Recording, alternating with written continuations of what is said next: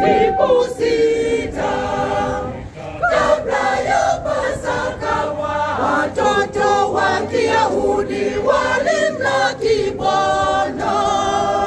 Siku sita kabla ya Pasaka, watoto wa Kiyahudi walimlaki Bwana.